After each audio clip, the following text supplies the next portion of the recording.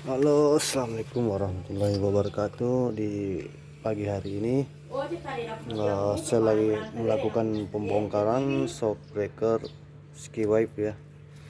Skywave ini shockbreaker Skywave asli Skywave teman-teman ya. Ini saya sudah bongkar. Oke. Teman-teman, oke, shockbreaker Skywave ini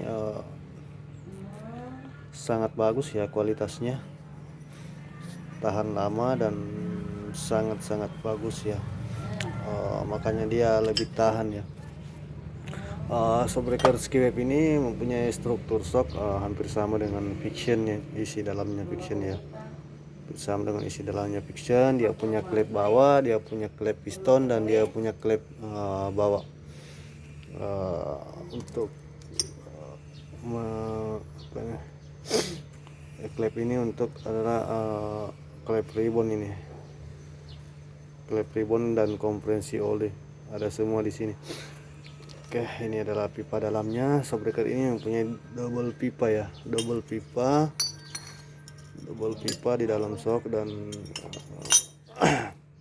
ada klep bawahnya. Terus di sini saya melakukan penggantian khas kiri kanan, karena ini khas lamanya, karena khasnya sudah baret-baret.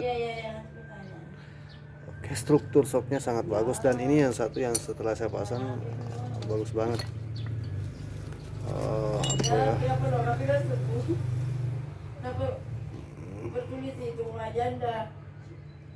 Oke, ribbon dan kompresinya seimbang ya.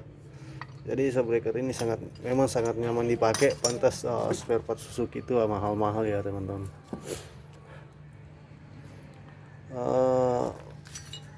Untuk pemasangannya mungkin sebentar lagi ya, saya akan rakit lagi, dan nanti saya akan lanjut videonya setelah pemasangan mungkin, atau saya langsung pasang saya ke motornya. Oke, dan untuk shockbreaker ini dia memakai seal seperti ini, seal TC ya. Shockbreaker ini hampir sama RS King juga memakai seal TC, RS King, Thunder